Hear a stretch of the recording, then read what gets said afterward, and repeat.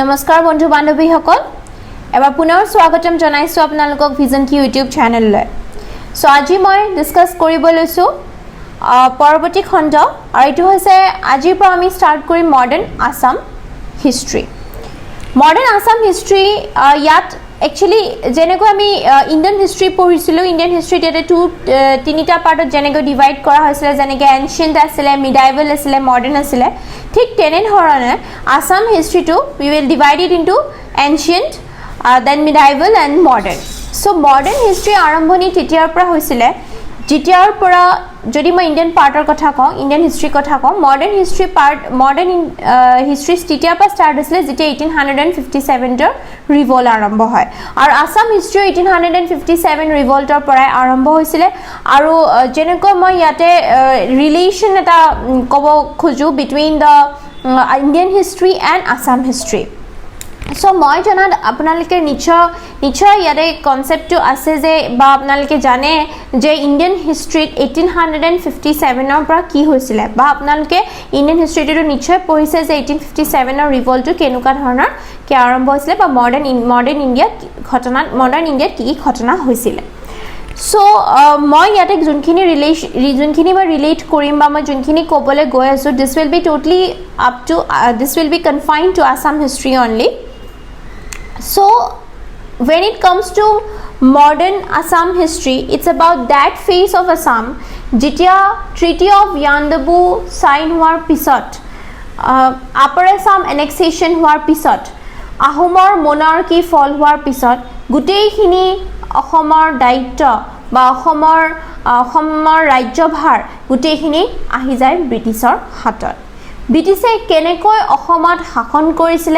ব্ৰিটিছে কেনেকৈ তেওঁলোকৰ এডমিনিষ্ট্ৰেটিভ ৰিফৰ্মছ বিলাক চলাইছিল এই গুটেইখিনি ডিসকাশন হয় মডাৰ্ন আসাম হিষ্ট্ৰী নাও ক'ব ইয়াতে প্ৰথমতে হৈ যায় যে যেতিয়া কিছু বছৰলৈকে অসমৰ মানুহখিনিৰ এটা এটো বিশ্বাস থাকে বা গুটে ইন্ডিয়াতে এটো এটা বিশ্বাস থাকে যে ব্ৰিটিছে যদি তেওঁলোকে ইন্ডিয়ান ৰেলৱে বনাব পাৰে যদি তেওঁলোকে ইন্ডিয়ান এণ্ড পোষ্টেল টেলিগ্ৰাফ বনাব পাৰে বা বিভিন্ন ধৰণৰ ডেভেলপমেন্ট তেওঁলোকে এক্ৰছ ইণ্ডিয়াত কৰিছিল সো নিশ্চয়কৈ তেওঁলোকে ভাৰতবাসী বা অসমবাসী তেওঁলোকে ভালেই চিন্তা কৰিব গুটে সমগ্ৰ ভাৰততে সেইখিনি সময়ত কিছু বছৰৰ কাৰণে ভাৰতীয়খিনি আমাৰ সহজ ভাৰতীয় ব্ৰিটিছৰ actual mentality to ধৰিব পৰা নাছিলে আৰু কৰবাত নহয় কৰবাত হয়তো ব্ৰিটিছেও কেৱল তেওঁলোকৰ ট্ৰেড বা বিজনেছত লৈ পিনে হে তেওঁলোকে ব্যস্ত আছিল তেওঁলোকে হয়তো এটো ভাবা নাছিলে যে তেওঁলোকে ফিউচাৰত ইয়াত অসমত বা ইণ্ডিয়াত তেওঁলোকে শাসন কৰিব কিন্তু যেতিয়াই সময় পাৰ হৈ গ'ল ঘটনাক্ৰমে গুটেইখিনি চেঞ্জ হ'বলৈ ধৰিলে ইয়াতে চেঞ্জ এনেকৈ হ'ল যে নিজৰ বেনিফিটৰ কাৰণে বা নিজৰ প্ৰফিটৰ কাৰণে যেতিয়া ব্ৰিটিছাৰ্ছ কিনিয়ে টি প্লান্টেশন কোম্পানী হক বা এক্ৰছ ইণ্ডিয়া মই ক'লে ইয়াতে ইণ্ডিগো কাল্টিভেশ্যনৰ কথা আহে জুট মিলৰ কথা আহে তো এই গোটেই সমগ্ৰ ইণ্ডিয়াত ভাৰতত কি হৈছিল যে যোনখিনি দুখীয়া মানুহ আছিল যোনখিনি লেবাৰ কৰি পিনে যোনখিনি ডেইলি ওয়েজেছত যোনখিনি চলি থকা মানুহ আছিল তেওঁলোকে যথেষ্ট তেওঁলোকে কষ্ট পাবলগীয়া হৈছিল কাৰণ তেওঁলোকৰ ওয়েজেছ খুবেই কম আছিল কিন্তু তেওঁলোকৰ ওয়েজেছৰ কম হোৱাৰ বিপৰীতে তেওঁলোকে যিমানখিনি তেওঁলোকক কাম খটাইছিল সেইখিনি মানে মানি ল'ব পৰা যোৱা নাছিল ব্ৰিটিছে তেওঁলোকক বেছি সময়লৈকে কাম কৰাইছিল কিন্তু তাৰ ফলত তেওঁলোকে খুব কম পইচা তেওঁলোকে পাইছিল তাৰে উপৰি তেওঁলোকৰ ওপৰত উল্টা টেক্স লগোৱা হৈছিল সো ওভাৰঅল যে ইকোনমি আছিল ইকোনমিটো এনেকুৱা ধৰণৰ এটা মনোপলি হোৱা বুলি আমি ক'ব পাৰিছিলো গভৰ্ণমেণ্টৰ যে গভৰ্ণমেণ্টে কেৱল তেওঁলোকৰ ট্ৰেড বেনিফিটছটো বিচাৰিছিল তেওঁলোকৰ ইকোনমিক সুবিধাখিনি তেওঁলোকে বিচাৰিছিল আৰু যোনখিনি সাবজেক্ট আছে বা যোনখিনি পাব্লিক আছে তেওঁলোকৰ পাৱাৰ তেওঁলোকৰ যোনখিনি ৰাইটছ আছে সেইখিনি পৰা তেওঁলোকক দূৰত ৰাখিছিল যেনেকৈ সমগ্ৰ ভাৰতত বিভিন্ন কাৰণত যেনেকৈ সাবসিডিয়াৰী এলায়েন্স হ'ল ডক্ট্ৰাইন অফ লেবছ হওক বা ডিফাৰেণ্ট টেক্সেছৰ কাৰণে সমগ্ৰ ভাৰতত 1857 ৰ আগে যেনেকৈ ৰিজেন্টমেন্ট বা মানুহবিলাক বিদ্ৰোহী হৈ উঠিছিল ডিফাৰেণ্ট ৰিজনছৰ কাৰণে সেই ঠিক তেনেকুৱা ধৰণৰ ঘটনা অসমতে হৈছিল আৰু ইয়াতে কিছু পলিটিক্যাল অৱেৰনেছৰ গ্ৰোথ দেখিবলৈ পোৱা গৈছিল যেনেকৈ প্ৰথমতে হৈছে annexation of Assam by the British bound her fate to that of the other parts of the company's dominions in India. প্ৰথমতে যেতিয়া তেওঁ ব্ৰিটিছ annexation কৰিলে lower Assam, upper Assam and then throughout Assam, তেতিয়া হয়তো প্ৰথমতে ইমান ভাবা চিন্তা কৰা নাছিলে অসমৰ মানুহখিনিয়ে, কিন্তু যেতিয়া গোটেইখিনি পাৱাৰে যেতিয়া ব্ৰিটিছৰ হাতত আহি গৈছিলে, গোটেইখিনি পাৱাৰ যে আহোম মনাৰ্কিৰ পৰা ব্ৰিটিছৰ হাতত আহি গৈছিলে, তেতিয়া কিছু বছৰ পিছত তেওঁলোকে ৰিয়েলাইজ কৰিছিলে যে হয়তো আহোম মনাৰ্কি বেটাৰ আছিলে। তাৰোপৰি বহুতখিনি ফ'ৰ্চেছ ডেভেলপ কৰিছিলে আছামিজ ছ'চাইটিৰ ভিতৰত, আৰু এই ফ'ৰ্চেছখিনিয়ে দিনে দিনে তেওঁলোকৰ যোনখিনি তেওঁলোকৰ ৰিকুৱাৰমেণ্ট আছে তেওঁলোকে সেইখিনি ক'বলৈ আৰম্ভ কৰিছিলে, তেওঁলোকে নিজৰ মাত মাতিবলৈ আৰম্ভ কৰিছিলে। এই গোটেইখিনি ঘটনা ঘটি আছিলে যেতিয়া 1857ৰ আগত। আৰু কিছুমান পলিটিকেল কনচিয়াছ মানুহ দেখিবলৈ পোৱা গৈছে। আমি জানো যে শিক্ষা যেতিয়া আগুৱাই যায়, শিক্ষা যেতিয়া বাঢ়ি যায়, মানুহবিলাকৰ পলিটিকেল কনচিয়াছনেছটো বাঢ়ি যায়, বহুত কথা মানুহে জানিব পাৰে, বা মানুহৰ যেতিয়া এক্সপিৰিয়েঞ্চ হয়, যেতিয়া এক্সপিৰিয়েঞ্চ হৈছে তেতিয়া তেওঁলোকে লাহে লাহে বুজিব পাৰিছিলে এইখিনি আমাৰ মানুহখিনিয়ে যে মানে যি কৰি আছে ব্ৰিটিছে সেইটো হয়তো তেওঁলোকৰ হিতৰ কাৰণে কৰি থকা নাই। এই গোটেইখিনি ৰিজন এটা আছিলে যে গোটেই মানুহখিনিৰ মাজত এটা পলিটিকেল কনচিয়াছনেছ বা এৱেৰনেছ এইখিনি সময়ত হৈছিলে। নাও এই যোনটো কনচিয়াছনেছ হৈছিলে তাৰ কাৰণ কি আছিলে, মানে গ্ৰথটোৰ কাৰণটো কি আছিলে? প্ৰথম কথা, দিছ কণ্টেইনমেণ্ট আমং দ্য এৰিষ্টক্ৰেচি means যোনখিনি পিজেণ্ট আছিলে সেই পিজেণ্টখিনি তেওঁলোকে খেতি কৰিছিল, তেওঁলোকৰ এটা চিম্পল লাইফ আছিলে, খেতি কৰি পিনে তেওঁলোকে যি তাৰ পৰা শস্য বা তেওঁলোকে যি ধন পাইছিলে সেই তেওঁলোকে জীৱন কটাইছিলে। তেওঁলোকৰ কাৰণে বেছি ইমান ডিছকণ্টেইনমেণ্ট হ'বৰ কাৰণে যে ৰিগাৰ্ডিং দ্য এৰিষ্টক্ৰেচি মানে ৰজাক লৈ পিনে বা পলিটিক্সক লৈ পিনে তেওঁলোকৰ কাৰণে ইমানটো মেটাৰ কৰা নাছিলে। তেওঁলোকক মেটাৰ তেতিয়া কৰিছিলে যেতিয়া তেওঁলোকক এগ্ৰিকালচাৰেল কিছুমান টেক্সেছ লগোৱা হৈছিলে। আমি বাৰু সেইখিনিও ডিছকাশ্যন কৰিম the latter part of the video' or in the next video'. কিন্তু যেতিয়া এৰিষ্টক্ৰেচিৰ কথা আহে, that means what regarding the monarchy. কিন্তু মনাৰ্কিৰ সময়ত তেওঁলোকে যেতিয়া মানে পিজেণ্টখিনি ইমান এটা বৰ্ডাৰ তেওঁলোকক কৰা নাছিলে। এটা নতুন এডমিনিষ্ট্ৰেটিভ ষ্ট্ৰাকচাৰ ক্ৰিয়েট কৰিছিলে ব্ৰিটিছে, আৰু এই নতুন এডমিনিষ্ট্ৰেটিভ ষ্ট্ৰাকচাৰখিনি যোনখিনি আগৰ নবেলছ আছিলে, যেনেকৈ ৰজাৰ লগত বুঢ়াগোহাঁই, বৰগোহাঁই, ডিফাৰেণ্ট পষ্ট আমি পঢ়ি আহিছোঁ যে ডিফাৰেণ্ট পষ্ট ক্ৰিয়েট হৈছিলে, তেওঁলোকৰ পাৱাৰখিনি বা তেওঁলোকৰ ষ্টেটাছখিনি যোনখিনি তেওঁলোকে মানে এনজয় কৰি আহিছিলে, এটা ষ্টেটাছ তেওঁলোকে এনজয় কৰি আহিছিলে, সেইখিনিৰ পৰা তেওঁলোকে বঞ্চিত হৈছিলে। এই যে তেওঁলোকে যে পাবলগীয়া সন্মান বা পাবলগীয়া যোনখিনি তেওঁলোকৰ ছ'চিয়েল ষ্টেটাছ তেওঁলোকে বা পলিটিকেল ষ্টেটাছ তেওঁলোকে পোৱা নাছিলে, সেই বস্তুটো লাহে লাহে দেন চেন্স অফ ডিপ্ৰাইভেশ্যনে তেওঁলোকৰ মনত এটা পলিটিকেল এৱেৰনেছ ক্ৰিয়েট কৰিছে। তেওঁলোকে এইটো ভাবিছিলে যে আমি থাকোঁতে এটা সময়ত আমি শাসন কৰিলোঁ আৰু এতিয়া আমাৰ শাসনত নামানি আমি বেলেগৰ শাসনত আছিলোঁ। চ' সেনেকুৱা ধৰণৰ মেণ্টেলিটি হয়তো ক্ৰিয়েট হৈছিলে। 2 নম্বৰ কথা ইয়াতে আহে যে protest against the use of Bengalis. Now Bengali হ'ব, এইটো ইয়াতে মেনশ্যন কৰিব, বেংগলী হ'ব। চ' বেংগলী কি প্ৰটেষ্ট হৈছিলে? Actually when it comes to the at that time কথা যদি আমি কওঁ, বেংগলীক অফিচিয়েল লেংগুৱেজ বুলি কোৱা কৈছিলে। মানে যিমানখিনি অফিচ আছে বা যিমানখিনি স্কুল কলেজেছ আছে তাতে এইটো কোৱা হৈছিলে যে Bengali should be the official medium of instruction or the official language till 1836। আৰু এইটোক লৈ পিনে কোনো ধৰণৰ প্ৰটেষ্ট বা কোনো ধৰণৰ বিদ্ৰোহ দেখা পোৱা নাছিলে। ইনফেক্ট আমাৰ অসমীয়া বহুত অথৰ বা ৰাইটাৰে হয়তো কনভাৰ্টো কৰি দিছিলে নিজৰ মানে কিবা এখন লিখিবলগীয়া পুথি বেংগলীলৈকে, চ' ডেট চবেই যিহেতু মানি আছে এনেকেই মানি চলি গৈছিলে। কিন্তু অসুবিধা তেতিয়া হোৱা হ'ল যেতিয়া বেংগলীখিনিক গভৰ্ণমেণ্ট ছাৰ্ভিচত তেওঁলোকক বেছিকৈ চান্স দিয়া হ'ল। আনএমপ্লয়মেণ্ট সদায় এখন দেশৰ সদায় এটা ডাঙৰ প্ৰব্লেম হৈছে আনএমপ্লয়মেণ্ট। আৰু এই আনএমপ্লয়মেণ্টৰ কথাত যেতিয়া ইউথবিলাকে এই আনএমপ্লয়মেণ্টত ভোগে তেতিয়া এইটো আজিৰ ঘটনা নহয়, এইটো বছৰে বছৰে চলি অহা ঘটনা। এইটো হয় যে যেতিয়া ইউথে আনএমপ্লয়মেণ্ট ছাফাৰ কৰে and then they are educated ইউথবিলাকে ছাফাৰ কৰে তেতিয়া হয়তো প্ৰটেষ্টৰ চান্সেছ বহুত থাকে।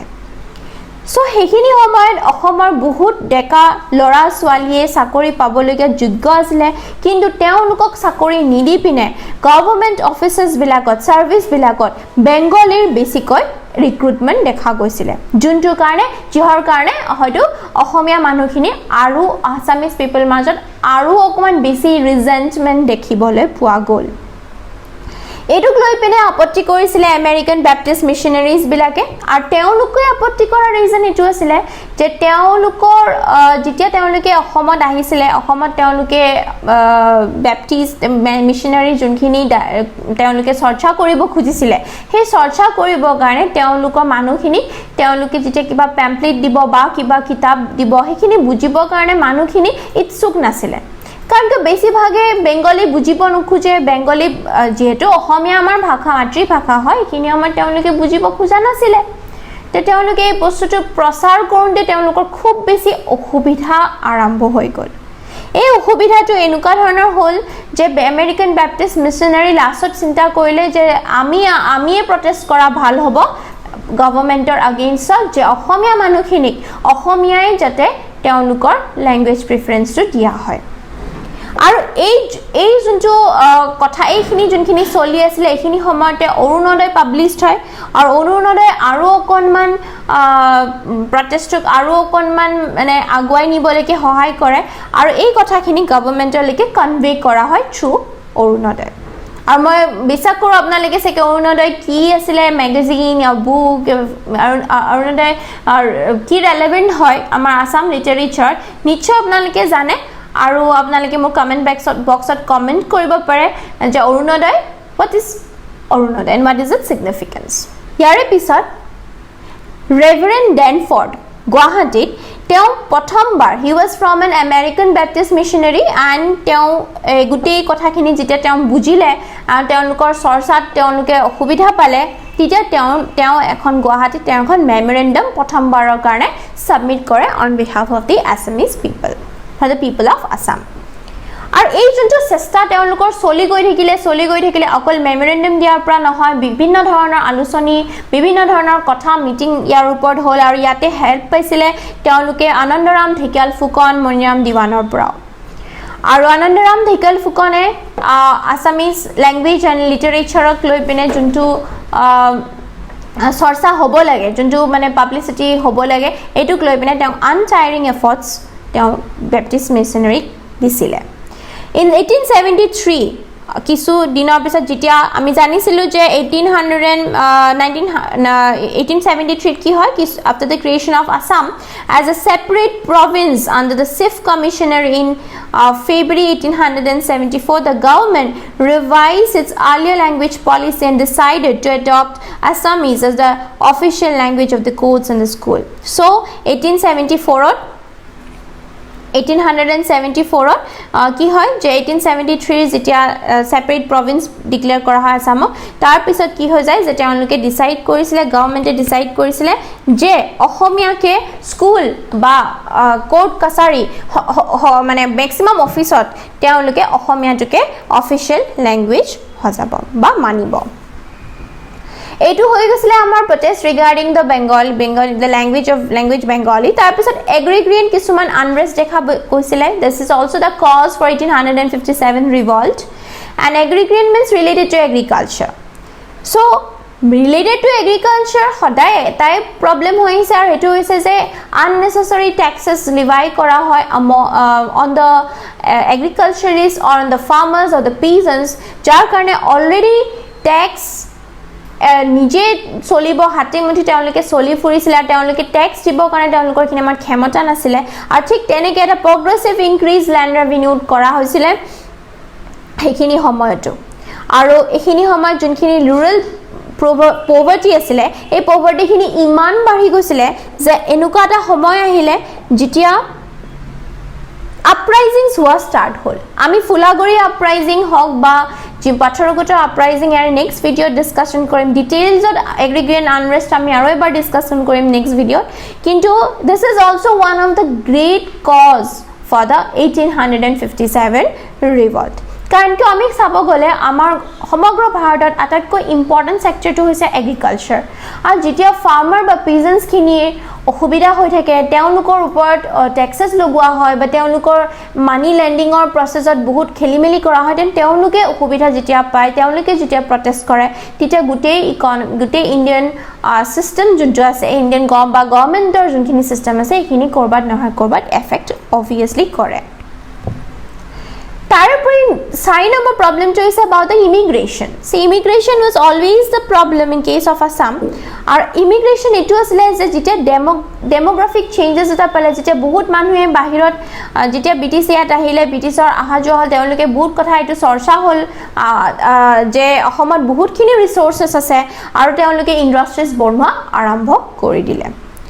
ইয়াতে ম্যাক্সিমাম মানুহ বাহিৰৰ পৰা ইনফিল্ট্ৰেচন হৈছিল ইমিগ্ৰেচন হৈছিল যেনেকৈ পাঞ্জাবৰ কাৰ্পেন্টাৰ্ছ কিনি আহিছিল বিহাৰৰ পৰা কোবলাৰ্ছ কিনি আহিছিল বা ইউপিৰ পৰা কোবলাৰ্ছ কিনি আহিছিল ম্যাক্সিমাম মানুহ ট্ৰেডাৰ্ছ বিলাক ৰাজস্থানৰ পৰা আহিছিল আৰু ৰাজস্থানৰ পৰা আহি পিনে তেওঁলোকে মানে ইয়াতে নিজৰ ইণ্ডাষ্ট্ৰিজ বিলাকত তেওঁলোকৰ নিজৰ কাম বিলাক আৰম্ভ কৰিছিল নিজৰ তেওঁলোকে বিজনেছ বিলাক এক্সপান্ড কৰিছিল সো হেনেকে আফগানিস্তানৰ মানুহ আহিছিল আৰু গ্ৰেজুৱেটছ বিলাক আহিছিল নেপালৰ পৰা So we can say that at that time Assam became so vulnerable that yate immigration so manukhini ba population khini bahut khini bari goisile aru immigrants khini majot eta major category asile educated Bengalis aru ei Bengalis khini Assam government office bilakot clerk ba mohoror tea gardener mohoror hisabe teonukok mane nijukti dia hoisile so এইখিনি যে মানুহ বাঢ়ি গৈছিল যোনখিনি ইমিগ্ৰেন্টছৰ through the মানুহখিনি বাঢ়ি গৈছিল সেই ফলত যে কিবা প্ৰডাকশন বাঢ়ি যাব হেনুকা ধৰণৰ কিন্তু হোৱা নাছিল প্ৰডাকশন হিমানেই থাকিলে কিন্তু যোনখিনি লোকাল আছিল লোকালখিনি কোনো অপৰচুনিটি তেওঁলোকে পোৱা নাছিল so we can say that population বাঢ়াৰ লগে লগে কিছু প্ৰবলেম বাঢ়িও গৈছিল হেখিনি সময় So ultimately Guteiburg causes Milipine revolt of 1857 or junto all over India revolt of 1857 which is considered to be the first step towards Indian freedom struggle arambho hoisile thik teneke ohomot tar ki impact porisile ami eta hetu porhim yate discussion hoy Moniram Diwanar kotha ba Moniram Boruar kotha Moniram Borua teo agote Britishor loyalty teo kam korisile তো কিছু বছৰ ব্ৰিটিছৰ লয়ালিটিত কাম কৰাৰ পিছত তেওঁ ইটো মানিছিলে যে হয় ব্ৰিটিছে হয়তো কৰবাত নহয় কৰবাত অসমৰ কাৰণে ভালেই বিচাৰি আহিছে কিন্তু লাহে লাহে তেওঁ হি served as a tehsildar of the Upper Assam and লাহে লাহে তেওঁ গুটেই বস্তুবোৰ যেতিয়া লাহে লাহে বুজি আহিলে যে যেনেকৈ এনফিল্ড ৰাইফলছৰ কথা হৈছিল ৰিভল্টৰ এটা one of the major causes the Enfield rifle to grease কৰাক লৈ পিনে হিন্দু মুছলিমৰ মাজতো এটা মানে তেওঁ ব্ৰিটিছাৰ্ছ খিনি এটা পাৰ্থক্য আনিছিলে সো আই থিংক আপোনালোকে খিনি জানে যে এনফিল্ড ৰাইফলছ কেনেকৈ ৰিলেটেড হয় 1857 ৰ ৰিভল্টত সো এই গুটেখিনি যেতিয়া ব্ৰিটিছে যেতিয়া এগেইনষ্ট ইণ্ডিয়ানছ কম্বোৰ কৰি আছিল তেতিয়া মনিৰাম পুৰা তেওঁ এইটো চিন্তা কৰিবলগীয়া বাধ্য হৈ গ'ল যে হয়তো ব্ৰিটিছে আমাৰ ভাল বা ইমান হিত চিন্তা নাই কৰা আৰু তেতিয়া তেওঁ বহুতখিনি কথা পইণ্ট আউট কৰিলে কি যে যোনখিনি আমাৰ মানে আহোমৰ যোনকি ৰজা আছে আমাৰ আহোমৰ ৰজা আছে তেওঁলোকক আৰু এবাৰ ৰিস্টোৰ কৰিব লাগে আৰু তেওঁ তেতিয়া দুজন মানুহৰ নাম তেওঁ সাজেশন দিছিলে one was Ghanakanta Singha was a son of Chandrakanta Singha and Kandabeshwar Singha was a grandson of Purandar Singha so তেওঁ কৈছিলে যে তেওঁলোক অলৰেডি আহোম ব্লাড আছে আৰু আহোম মনৰ খবলে তেওঁলোকৰ আহোম প্ৰিন্স হয় তেওঁলোক সো তেওঁলোকক হে ৰজা পতাই দিব লাগে পুনৰবাৰ মনাৰ্কি আৰম্ভ কৰি দিব লাগে আৰু তাৰে আগতে তেওঁ কিছুমান পইণ্ট আউট কৰিছিলে কিছুমান ভুল তেওঁ পইণ্ট আউট কৰিছিলে গভৰ্ণমেণ্টক যেনেকৈ ধৰি লোৱা হয় ওপিয়াম কাল্টিভেশ্যন সো ওপিয়াম মানে ভাঙৰ কাল্টিভেশ্যন অসমত খুব বেছি বাঢ়ি গৈছিলে after the treaty of Yandabo যেতিয়া আমি পঢ়িছিলোঁ এইখিনি কথা যে ট্ৰিটি অফ ইয়াণ্ডাবুৰ পিছত কিছু কণ্ট্ৰল যেতিয়া ব্ৰিটিছে কৰিছিলে বা তেওঁলোকে নিজৰ বিজনেছ আগবঢ়াব খুজিছিলে তেতিয়া ওপিয়ামৰ কাল্টিভেশ্যনটো খুব বেছি বাঢ়ি গৈছিলে ওপিয়াম কাল্টিভেশ্যনতে মেক্সিমাম মনোপলি চলাৰ ফলত মেক্সিমাম মানুহক ওপিয়াম কাল্টিভেশ্যনত নিযুক্তি দিয়াৰ ফলত কি হৈছিলে যোনখিনি আমাৰ ইণ্ডিজিনাছ ক্ৰাফ্ট আছে যেনেকৈ বেম্বু ক্ৰাফ্ট আমি ক'ব পাৰোঁ সেইখিনি অকণমান নেগলেক্ট কৰা হৈছিলে আমাৰ সত্ৰখিনি অকণমান নেগলেক্ট হৈছিলে তেওঁলোকৰ সত্ৰ ডেভেলপমেণ্টৰ কথা চিন্তা কৰা হোৱা নাছিলে তাৰপৰা অলৰেডি যোনখিনি ক'লোঁ যে বেংগলী আৰু মাৰৱাৰী মজাদাৰ্ছখিনিক বেছিভাগ এপইণ্টমেণ্ট দিয়া হৈছিলে এই গোটেইখিনি মণিৰাম দেৱানে গভৰ্ণমেণ্টৰ আগত তেওঁ এপিল কৰিলে যে আপোনালোকে এইখিনি কৰিব নালাগিছিলে আৰু আপোনালোকক এইখিনি যিহেতু আপোনালোকে কৰিছে তেওঁ ৰিকুৱেষ্ট কৰিছিলে যে তেওঁ ষ্ট্ৰং ৰিকুৱেষ্ট কৰিছিলে যে আপোনালোকে ওৱান্স এগেইন আহোম ৰজা ঘূৰাই আনক কিন্তু এইটো অবভিয়াছ কথা আছিলে যে কেতিয়াও ব্ৰিটিছে যিহেতু তেওঁলোকে ইমান চেষ্টা কৰি পিনে ব্ৰিটিছে এইখিনি অসমত তেওঁলোকৰ ঠাই বনাইছিলে তেওঁ অবভিয়াছলি তেওঁলোকে কেতিয়াও ৰিষ্টৰেশ্যন অফ মনাৰ্কি তেওঁলোকে নকৰিলে এই বস্তুটোক লৈ পিনে মণিৰাম দেৱানক আগেইনষ্টত বহুত কথা হ'ল তেওঁলোকে এইটো ভাবিলে যে মণিৰাম দেৱান তেওঁলোকক লৈ লয়েল নহয় তো ইয়াৰ পিছতে কিছুদিন পিছতে মণিৰাম দেৱানে তেওঁ গভৰ্ণমেণ্টৰ চাকৰি এৰি পিনে তেওঁ নিজৰ চাহ বাগিচা তেওঁ আৰম্ভ কৰিছিলে তেওঁ দিৱান হিচাপে আছাম টি কোম্পানীত কাম কৰিছিলে and Assam T company is the oldest T company তো আছাম টি কোম্পানীত তেওঁ কাম কৰিছিলে কিন্তু পিছত তেওঁ নিজৰ চাহ বাগিচা তেওঁ তেওঁ নিজৰ আৰম্ভ কৰিলে তেওঁ বহুত ডিসএপয়েন্টেড হলে বহুত ফ্ৰাষ্ট্ৰেশ্যন ফিল কৰিলে যেতিয়া বাৰ ৰিকুৱেষ্ট কৰি থকাৰ পিছতো ব্ৰিটিছে তেওঁ কোনো ধৰণৰ কথা শুনিবলৈকে ৰেডি নাছিলে তেতিয়া তেওঁ প্ৰিন্স কন্দবেশ্বৰ সিংহক পাৰ্সোনালি তেওঁ ক'লে যে আপুনি যে মানে ৰিকুৱেষ্ট কৰক গভৰ্ণমেণ্টক আপোনাৰ ফালৰ পৰা ৰিকুৱেষ্ট কৰক আৰু তেওঁৰ লগত যাতে মানে মণিৰাম দেৱানৰ লগত যাতে যোনখিনি ষ্টেপ লয় কন্দবেশ্বৰ সিংহই তেওঁ ছাপোৰ্ট কৰে তেওঁ গোটেইখিনি কথা হোৱাৰ পিছত তেওঁ মণিৰাম দেৱানে কলকাতাত তেওঁ ৰিকুৱেষ্ট কৰে আৰু কলকাতাত ৰিকুৱেষ্ট কৰি পিনেও তেওঁ একো তেওঁ ফল তেতিয়া নাপালে তাতেও একেই ঘটনা হ'ল মণিৰাম দেৱানৰ কথা কোনো নুশুনিলে এইখিনি সময়তে এইখিনি ঘটনা হৈ আছিলে যে Maniram Dewan was unsatisfied he was in fact shocked that তেওঁ যাৰ কাৰণে ইমান দিনে কাম কৰি আহিছিলে আৰু তেওঁলোকে এতিয়া এনেকুৱা ব্যৱহাৰ কৰি আছিলে এইখিনি সময়তে 1857 ৰিভল্ট আৰম্ভ হয় মানে মংগল পাণ্ডে তেওঁ দুজন পুলিচমেনক তেওঁ ফায়াৰিং কৰে যাৰ ফলত তেওঁৰো মৃত্যুদণ্ড তেওঁ দিয়া হয় তেওঁ ফাঁচি দিয়া হয় কিন্তু এই যোনটো ৰিভল্ট আৰম্ভ হৈছিল 1857 revolt starting from Barrackpore cantonment and then spreading to Meerut then Delhi এই বস্তুটো যোনটো সমগ্ৰ ভাৰতত যেনেকৈ বিয়পি গৈছিলে এই কথাটো মণিৰাম দেৱানৰ কাণত পৰিলে বা অসমতে তাৰ ইফেক্ট পৰিলে এই বস্তুটোৰ এডভান্টেজ ল'বলৈ নৰ্দাৰ্ণ ইণ্ডিয়াত যোনটো ঘটনা হৈ আছিলে এইখিনি বস্তুৰ এডভান্টেজ ল'বলৈ মণিৰাম দেৱানে ডিচাইড কৰিছিলে তো 1857ত দুটা মেইন ৰেজিমেণ্টছ তৈয়াৰ হৈছিলে ফাৰ্ষ্ট যোনটো ৰেজিমেণ্ট আছিলে এইটো আছিলে Assam light infantry battalion under major Hannay that is at Dibrugarh and the second Assam light infantry battalion with headquarter at Guwahati এই দুটা অলৰেডি এক্সিষ্টিং ৰেজিমেণ্ট আছিলে যোনটো অসমত আছিলে এইখিনি সময়ত 1857 যেনেকৈ আমি পঢ়িছোঁ ৰেজিমেণ্টৰ কথা ইয়াত এইটো হৈছিল যে ডিফাৰেণ্ট ঠাইত মানে গভৰ্ণমেণ্টে ৰেজিমেণ্ট তেওঁলোকে বনাইছিল মেক্সিমাম চিপইজ কিন্তু তাতে ইণ্ডিয়ানছবোৰে আছিলে 1857 মিডিললৈকে কোনো অশান্তি নাছিলে সবেই শান্তিপূৰ্বক সকলো কাম চলি আছিলে ইমান ৰিভল্ট নাছিলে আৰু তেতিয়া কন্দবেশ্বৰ সিংহক মণিৰাম বৰুৱাই তেওঁ বা দিৱানে তেওঁ কন্দবেশ্বৰ সিংহক তেওঁ গাইড কৰিলে যে কেনেকৈ তেওঁ ৰিভল্টটো কেৰি কৰিব because Kandarpeswar Singha was supposed to become the new monarch